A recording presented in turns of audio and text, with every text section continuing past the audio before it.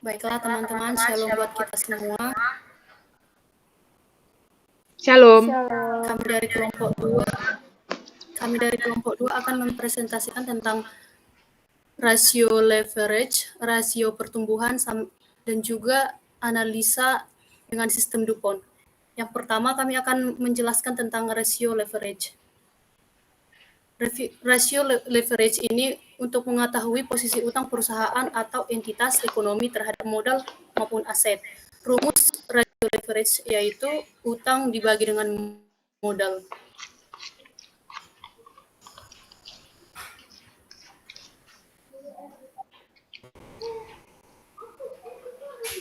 Selanjutnya ada rasio produktivitas atau rasio pertumbuhan atau growth. Untuk melihat produktivitas unit yang dinilai, kenaikan penjualan sama dengan penjualan tahun ini dikurang penjualan tahun lalu. Penjualan tahun lalu kenaikan laba bersih, yaitu laba bersih tahun ini dikurang dengan laba bersih tahun lalu.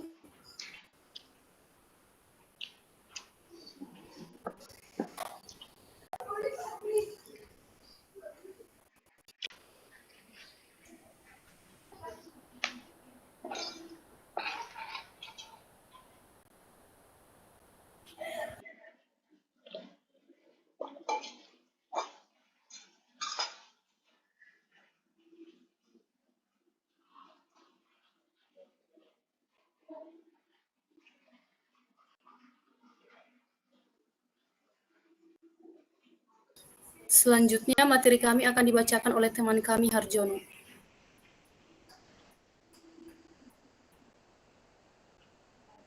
Baiklah, analisis DuPont menghubungkan 3 macam rasio sekaligus, yaitu perputaran aset,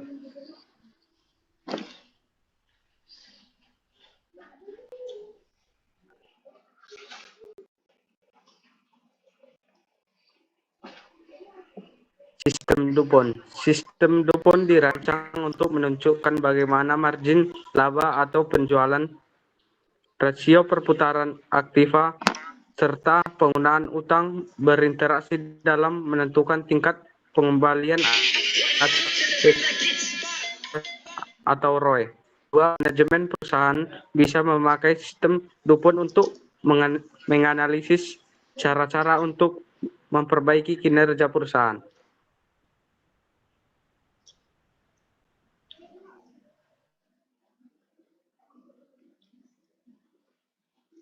Cost. 2. Alternatif metode akuntansi. 3. Manipulasi LK. 4. Divisi perusahaan. 5. Inflasi dan deflasi. 6. Rata-rata industri.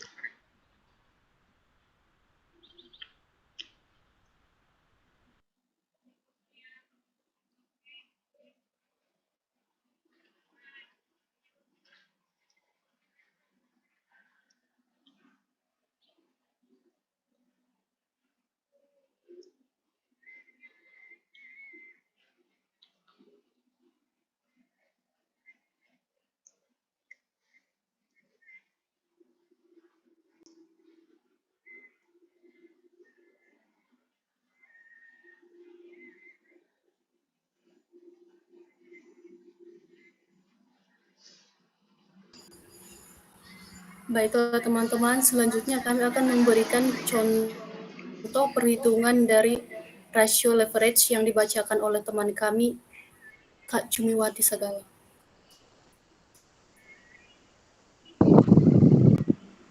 Baik, saya akan membaca contoh perhitungan rasio leverage. Dikisahkan perusahaan A pada November 2021 memiliki data keuangan sebagai berikut. Total aset sebesar 500 juta, utang jangka pendek sebesar 50 juta, utang jangka panjang sebesar 300 juta, beban bunga sebesar 10 juta. Jumlah pendapatan sebelum dikurangi pajak dan bunga atau disebut dengan EBIT sama dengan 15 juta. Total ekuitas sebesar 300 juta. Maka rasio leverage perusahaan A adalah sebagai berikut. Yang pertama, debit to asset ratio. sama dengan utang jangka pendek ditambah utang jangka panjang ditambah beban bunga sama dengan total aset. DAR sama dengan 50 juta ditambah dengan 300 juta ditambah 10 juta dibagi 500 juta sama dengan 360 juta dibagi 500 juta sama dengan 0,72. Ini artinya 72% aset perusahaan A dibiayai oleh utang entah itu utang jangka pendek maupun utang jangka panjang. Yang kedua, debt to equity ratio sama dengan utang jangka pendek ditambah utang jangka panjang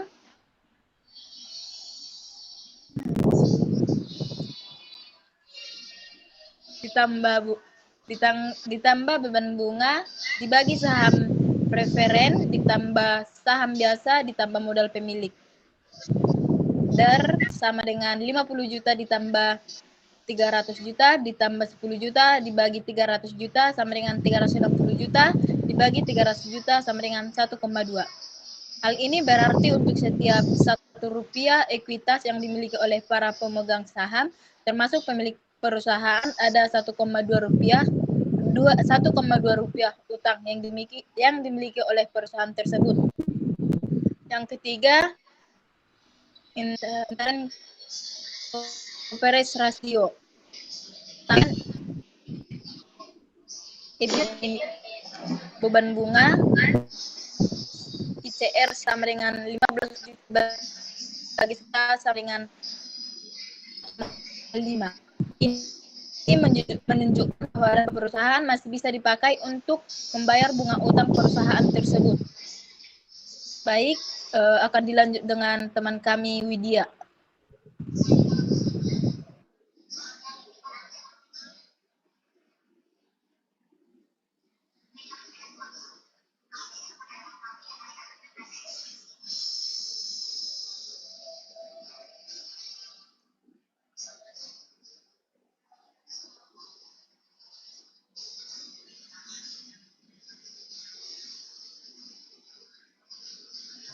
Oke, baik, di sini saya akan melanjuti penjelasan dari materi kami, yang dimana tadi teman satu kelompok saya sudah menjelaskan tentang konsep dari DuPont Analysis. Nah, di sini saya akan menjelaskan sekaligus menjelaskan contoh soalnya.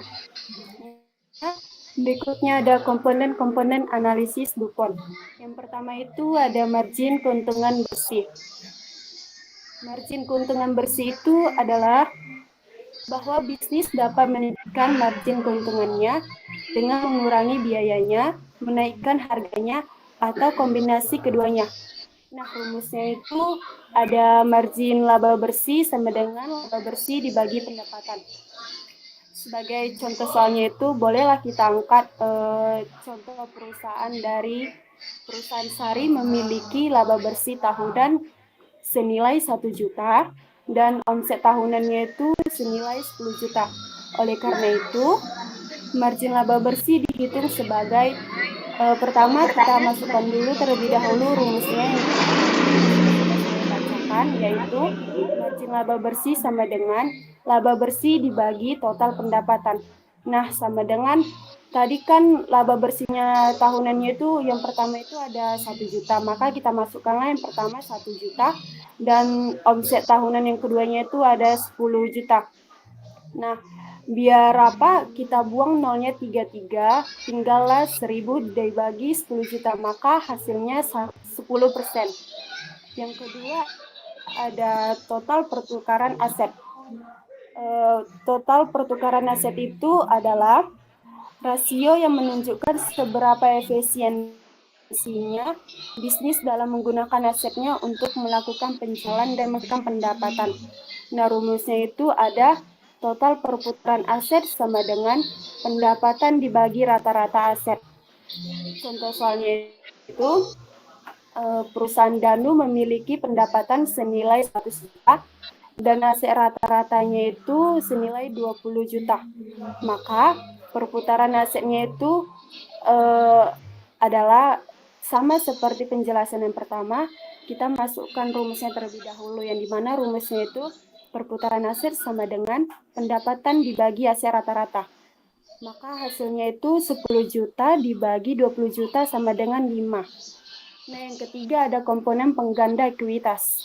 Pengganda ekuitas adalah mengukur leverage keuangan perusahaan dan mewakili bagian dari rasio pengembalian atas ekuitas perusahaan yang dihasilkan dari utang. Rumusnya itu ada penggandaan ekuitas sama dengan aset rata-rata dibagi ekuitas rata-rata. Contoh soalnya itu perusahaan Budi misalnya kan memiliki aset rata-rata 1 juta dan ekuitasnya 400.000. Oleh karena itu, leverage perusahaan adalah rumusnya itu leverage keuangan sama dengan aset rata-rata dibagi ekuitas rata-rata. Maka 1 juta dibagi 400.000 sama dengan 2,5.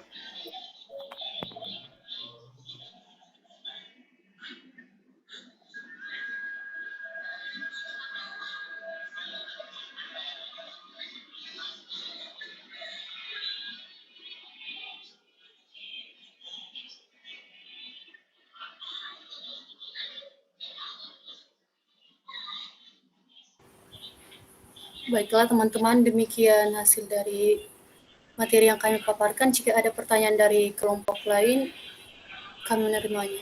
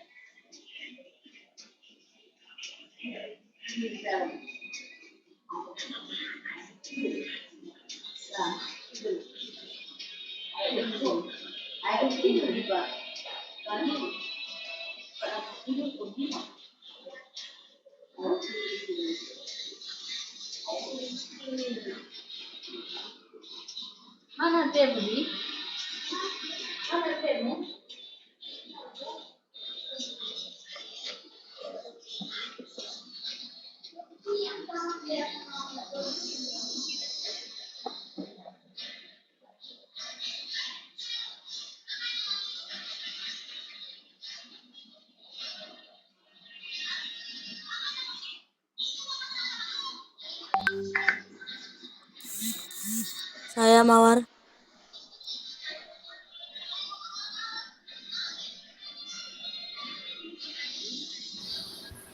Ya, silahkan Nova. Baiklah, di sini saya akan bertanya kepada tim penyaji, di mana pertanyaan saya tadi kan di makalah yang kalian paparkan rumus yang disajikan oleh tim penyaji, dan pertanyaan saya, bagaimana cara penggunaan dalam perusahaan yang mengalami masalah ataupun kerugian? Terima kasih. Terima kasih. Nova bisa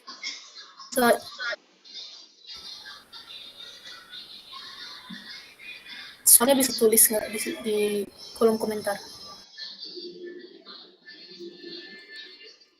Oke, Mawar. Untuk teman kami yang lain, apakah ada pertanyaan?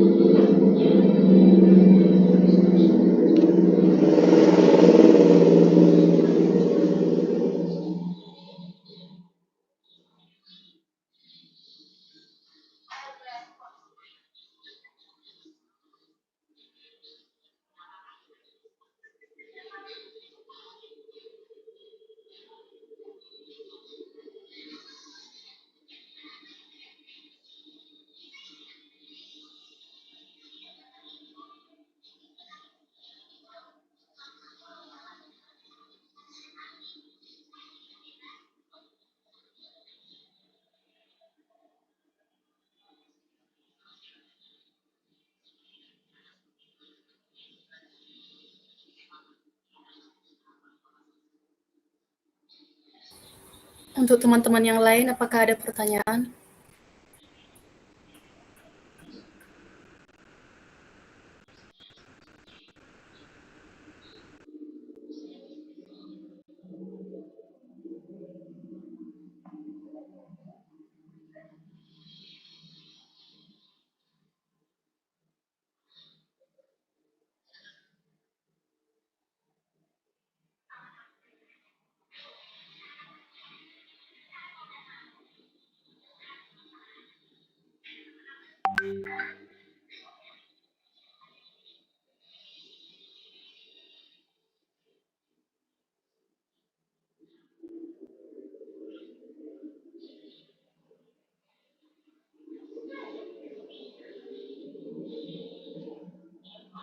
Saya ingin bertanya kepada tim penyaji.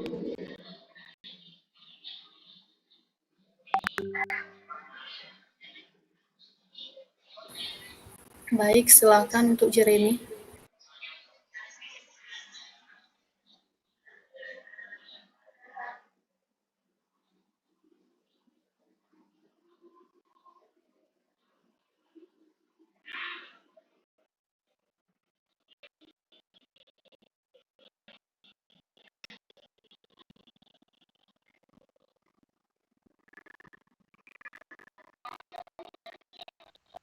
Saya ingin bertanya di sini, bagaimana suatu perusahaan yang dikatakan baik dalam proses produksinya seperti itu? Apa ketentuannya atau apa titik harapan mereka dalam kinerja yang baik dalam perusahaan seperti itu?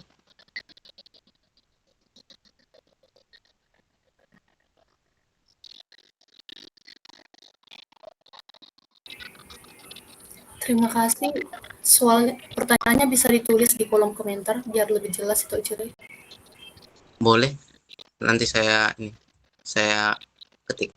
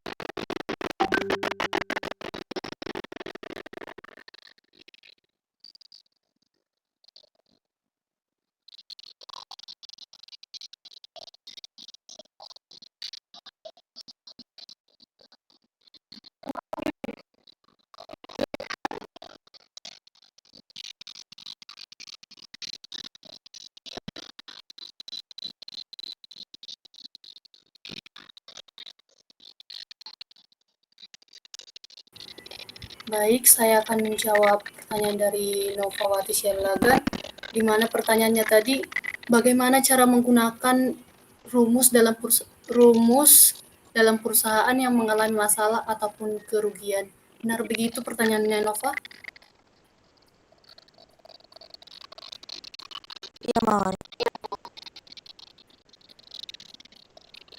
Nah, di sini saya akan menjelaskan terlebih dahulu bagaimana rasio leverage dalam perusahaan dan kegunaannya.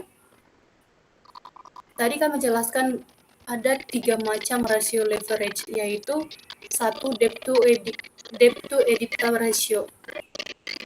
Rasio ini digunakan untuk mengetahui kemampuan sebuah perusahaan dalam melunasi utangnya atau menentukan apakah perusahaan memiliki risiko gagal untuk membayar utang.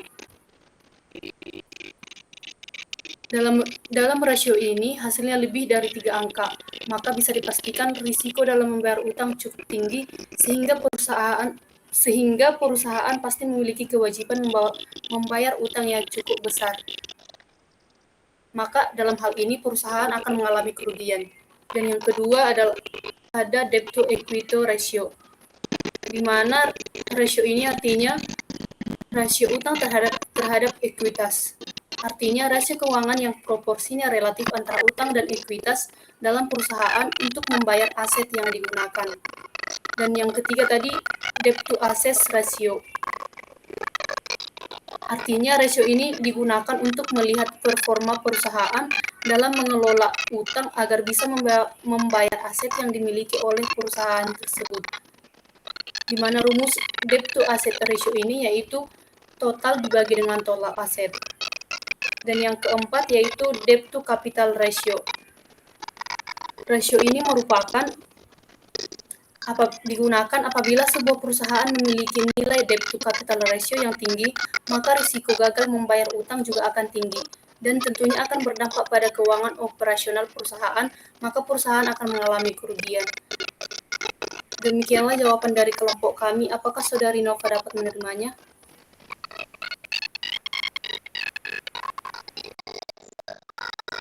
Terima kasih atas jawabannya, saya dapat menerimanya.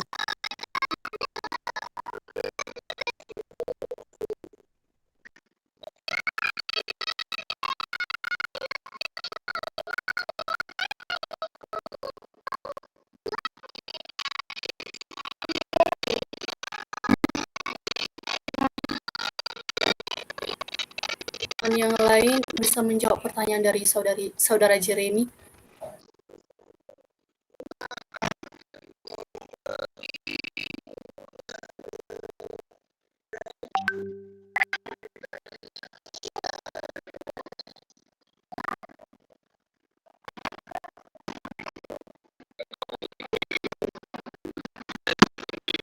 Baiklah, saya akan menjawab pertanyaan dari Saudara Jeremy.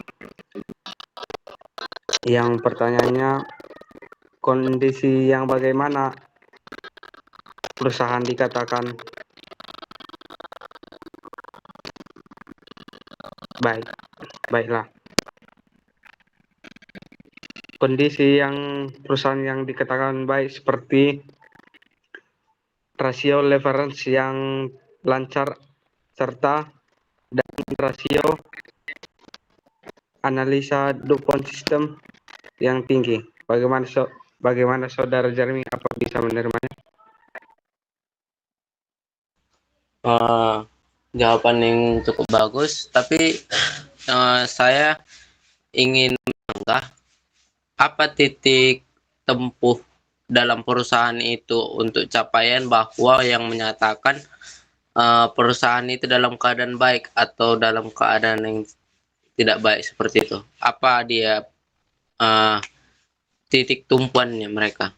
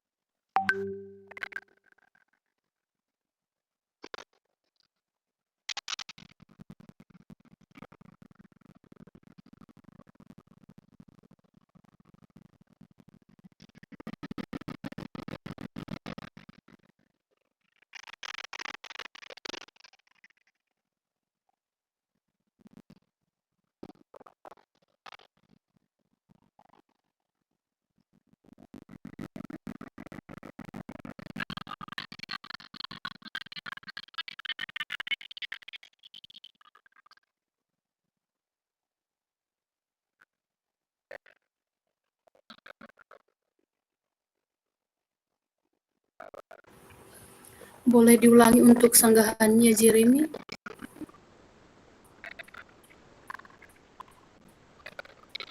Boleh. Sanggahan saya di situ tadi cuma ini, intinya itu pertanyaan saya, apa titik tumpuan bahwa yang menyatakan perusahaan itu dalam keadaan baik atau tidak baik, seperti itu.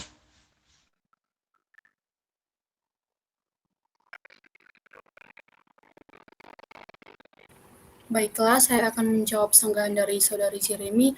Kami jelaskan kembali, suatu perusahaan dapat dikatakan dalam kondisi baik apabila memiliki indikator-indikator seperti memiliki rasio likuiditas yang lancar, profitabilitas yang tinggi, solvabilitas yang tinggi, serta rasio aktivitas yang tinggi.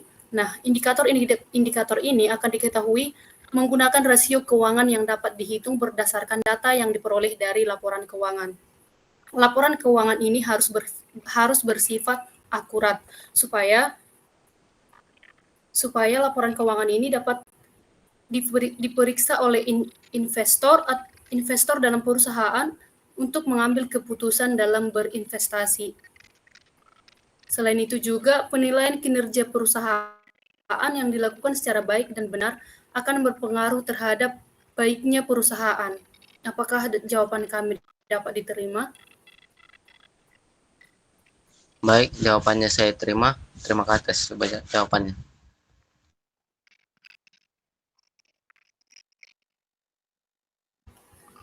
Terima kasih.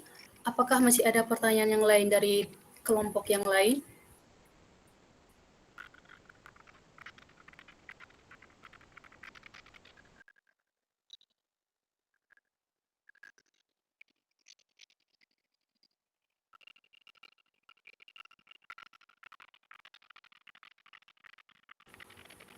Sepertinya tidak ada.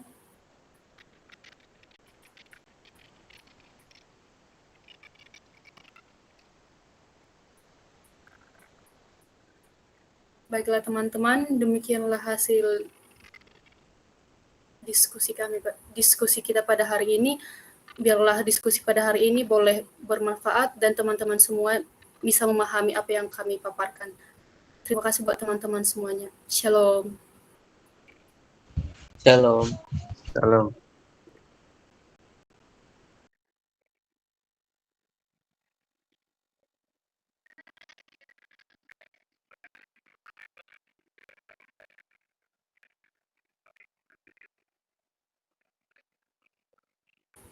Hani masih di dalam kah?